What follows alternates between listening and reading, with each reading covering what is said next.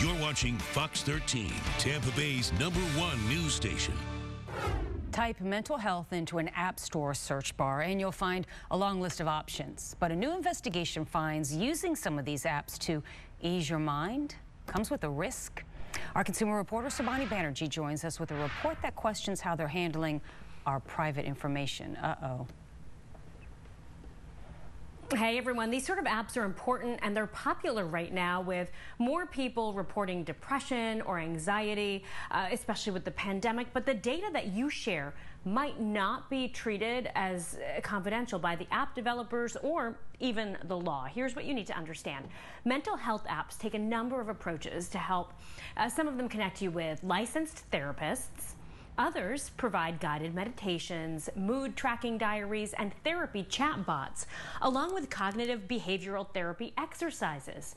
Along the way, you may be asked to complete questions on your mental health symptoms, and cybersecurity experts say you have to be conscious of where that information could end up.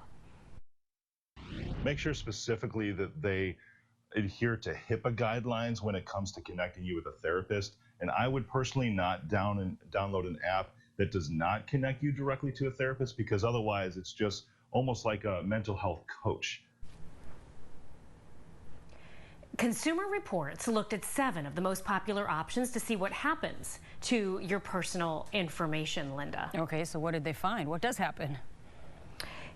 Yeah, you know, in general, they found that the apps use information for targeted advertisement. So we kind of know that happens, right? But mental health is so private. So you can't assume that HIPAA protections apply to what you enter in a health app, since it's a different forum here. So they looked at 7 cups: BetterHelp, MindDoc, Sanity and Self, Talkspace, Wiza, and Youper, if any of those are familiar to you, if you use those.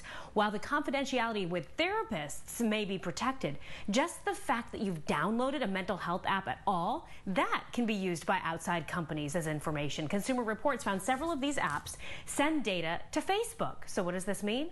Well, it means that companies like Facebook, they can then combine that piece of information with your other data points, things like as simple as location, gender, hobbies, and determine what ads you want to see. And it's not just Facebook. Many of the apps also share your data with a number of outside companies for research, and they don't always tell you which ones or exactly what for. So that makes it so important that you have to read those privacy policies before you decide to use an app.